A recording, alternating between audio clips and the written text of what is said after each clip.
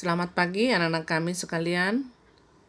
Ibu harapkan kalian tetap dalam keadaan sehat, tanpa kekurangan suatu apapun dan tetap semangat dalam belajar daring. Dan pada pagi hari ini, sebelum kita mulai pembelajaran kita atau melanjutkan pembelajaran kita, ada baiknya kita berserah dulu kepada Tuhan.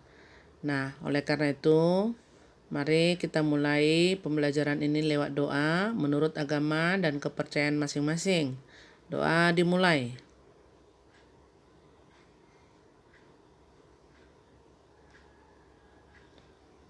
Doa selesai. Baik, anak-anak kami sekalian, segera kita akan melanjutkan materi kita lewat mata pelajaran yang Ibu ampu melalui simulasi dan komunikasi digital. Materi hari ini kita akan membahas mengenai konsep kewargaan digital. Nah, apa itu kewargaan digital? Yaitu kewargaan digital adalah konsep yang dapat digunakan untuk memberikan pengetahuan mengenai penggunaan teknologi dunia maya dengan baik dan benar, atau norma perilaku yang tepat dan bertanggung jawab atas penggunaan teknologi. Nah, itu kewargaan digital ya. Implikasi penggunaan teknologi dunia maya yang baik dan benar, yaitu pemilihan kata yang tepat saat berkomunikasi. Kemudian yang kedua, tidak menyinggung pihak lain. Dan yang berikut adalah tidak memberikan informasi rahasia. Nah, di sini inilah yang perlu kita pelajari dalam kewargaan digital ini. Kalau sekarang ini ya anak-anak kami pada era teknologi, khususnya teknologi dunia maya yang sedang lagi semaraknya saat ini, memang kita harus menggunakannya dengan baik dan benar. Artinya hal-hal yang positif lah yang harus kita lakukan kalau kita menggunakan teknologi dunia maya. Itulah yang disebut dengan kewargaan digital. Nah, jadi apa itu? Tadi kita sudah sampaikan bahwa teknologi dunia maya yang baik dan benar itu seperti apa? Yaitu pemilihan kata yang tepat saat berkomunikasi. Jadi artinya jangan sampai hanya sesuka hati untuk berkomunikasi, tetapi buatlah kata-kata yang tepat sehingga orang lain tidak tersinggung ya. Kemudian memberikan informasi yang baik dan bukan rahasia ya. Nah, itu. Kemudian selanjutnya adalah konsep kewargaan digital. Konsep kewargaan digital adalah konsep yang dapat digunakan untuk memberikan pengetahuan mengenai penggunaan teknologi dunia maya dengan baik dan benar. Pemilihan kata yang berkomunikasi, tidak menyinggung pihak lain dalam update status, tidak memberikan informasi penting kepada publik, tidak membuka tautan yang mencurigakan, dan lainnya. Jadi artinya itulah ya konsep dari kewargaan digital itu ya. Jadi artinya kita harus boleh menjaga sikap ini. Supaya apa? Supaya penggunaan teknologi dunia maya ya boleh kita gunakan dengan baik dan benar ya. Yang berikut adalah komponen kewargaan digital. Itu ada komponen, kalau dikatakan komponen berarti sama dengan bagian ya, Nak. Kemudian di sini Ibu buat ada yang pertama lingkungan belajar. Nah, dalam lingkungan belajar itu ya, akses digital, setiap orang punya hak untuk memakai fasilitas teknologi informasi dan komunikasi. Tapi tidak setiap orang memiliki kesempatan yang sama untuk menggunakan teknologi. Jadi artinya kalau dalam akses digital ini kan ada juga orang menggunakan fasilitas teknologi informasi ini ya dengan bebas. Ada juga memang harus dengan perjuangan yang sangat luar biasa. Artinya memang itu sesuai dengan keberadaan dan kondisi daripada keluarga. Nah, yang berikut adalah komunikasi digital. Setiap warga diharapkan mengetahui jenis-jenis komunikasi dan mengetahui kelebihan dan kekurangan masing-masing. Jadi kita harus tahu apa kira-kira posisi positif dan juga sisi negatif ya daripada komunikasi di dalam digital ini. Kemudian yang berikut adalah literasi digital. Proses belajar mengajar mengenai teknologi dan pemanfaatan teknologi yang ada. Nah, itu literasi digital ya.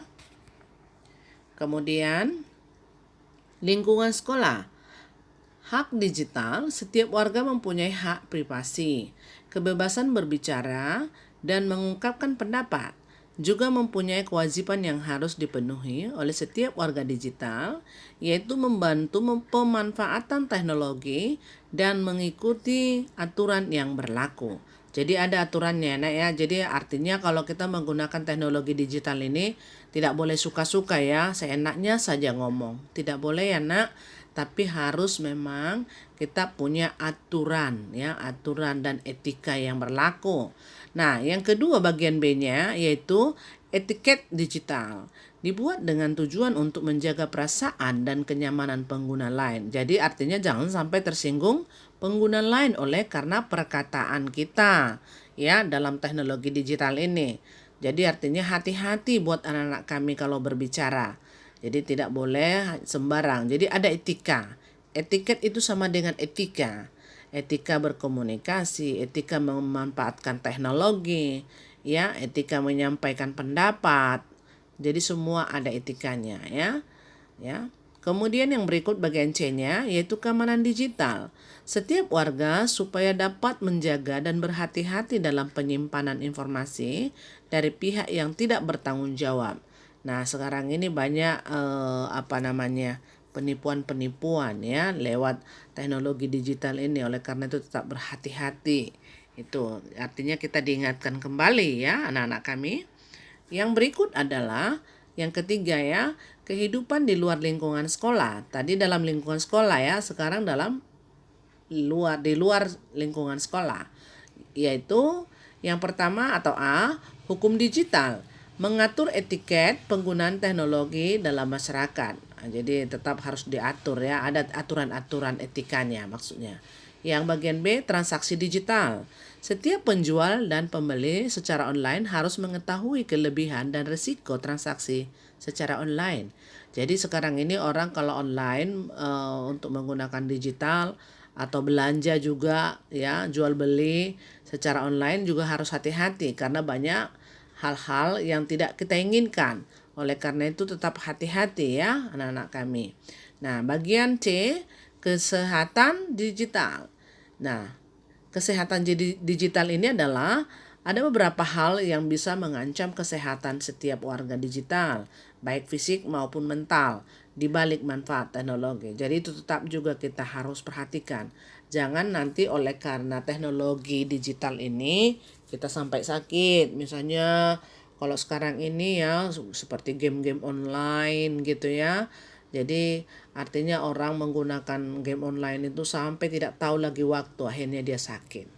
Nah, itu harus kita antisipasi ya anak-anak kami. Jadi tetap kami ingatkan kepada anak-anak kami sekalian supaya menggunakan Menggunakan teknologi digital itu dengan baik dan tetap menjaga ya, baik fisik maupun mental kita. Ya. Jangan sampai kita diperbudak oleh teknologi. Nah, yang berikut adalah manfaat mempelajari keorganisasian digital. Apa kira-kira manfaatnya? Yaitu memiliki pengetahuan dan kemampuan untuk mengoperasikan IT. Mengoperasikan IT ya. Jadi, tetap memang itulah manfaatnya kalau kita belajar keorganisasian digital ini. Ada pengetahuan dan kemampuan kita untuk menggunakan IT ya. Yang berikut adalah mengekspresikan sebuah ide atau gagasan, karakteristik ya atau pribadi, ide maupun tujuan yang tertuang di dunia maya. Jadi bisa kita ekspresikan atau bisa praktekkan ya daripada tujuan yang tertuang dalam dunia maya ya, dalam teknologi digital tadi. Itulah sebenarnya manfaat daripada keorganisasian digital. Ya, kemudian yang berikut adalah di sini ada think ya, THINK yaitu merupakan tata krama untuk menjadi kewargaan digital yang baik dan benar, ya. Ada tata kramanya, ya, tata krama. Kalau dikatakan tata krama berarti ada aturan, ya, yang harus kita lakukan, yaitu kewargaan digital yang menjadi kewargaan digital yang baik dan benar. Kemudian, benarkah postingan Anda atau hanya isu yang tidak jelas sumbernya? Nah, itu juga harus jadi pertimbangan, ya. Itu itu tadi. Ya, jadi harus kita tahu, jangan postingan itu membuat orang jadi bingung atau membuat orang menjadi tanda tanya, ya. Jadi harus postingan-postingan yang kita lakukan itu harus benar, jangan ada pembohongan publik. Nah, yang berikut adalah apakah postingan atau post Anda akan menyakiti perasaan orang lain? Itu juga merupakan pertimbangan, jangan sampai menyakiti orang lain, ya nak. Kemudian, ilegalkah post Anda? Ilegal. Artinya apakah memang itu ada izin atau memang sama sekali memang tidak ada izin, ya. Jadi jangan sampai asal-asal upload postingan kita. Kemudian, pentingkah post Anda? Post yang tidak penting akan mengganggu orang lain, pasti, ya. Jadi oleh karena itu tetap juga menjadi pertimbangan itu, jangan kita mempost yang tidak penting. Yang penting-penting aja dipost. Jadi supaya orang lain juga tidak terganggu. Nah, yang terakhir adalah santunkah post Anda?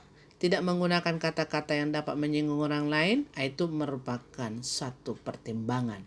Nah, dari beberapa yang sudah Ibu sampaikan tadi, ya, mudah-mudahan lewat pembelajaran kewargaan digital ini kita boleh benar-benar mengerti menggunakan teknologi digital, sehingga apa yang kita posting, apa yang kita lihat, apa yang kita pelajari jangan sampai merugikan orang lain. Jadi harus saling menguntungkan. Itulah yang bisa Ibu bagikan buat hari ini, anak-anak kami sekalian. Biarlah lewat pembelajaran kewargaan digital ini kita boleh semakin memahami dan bisa melaksanakannya dengan baik. Jadi dalam dunia maya ini perlu kita hati-hati, atau teknologi yang kita gunakan sekarang ini perlu hati-hati, ya. Itulah yang bisa Ibu bagikan, mudah-mudahan bermanfaat. Dan untuk pembelajaran berikutnya kita akan belajar lagi lebih spesifik atau lebih dalam lagi. Sekian dari Ibu untuk video singkat ini, dan Ibu harapkan kalian pelajari kembali dan dicatat kembali, ya, video singkat ini supaya kalian semakin paham. Tetap jaga kesehatan. Sekian dan terima kasih.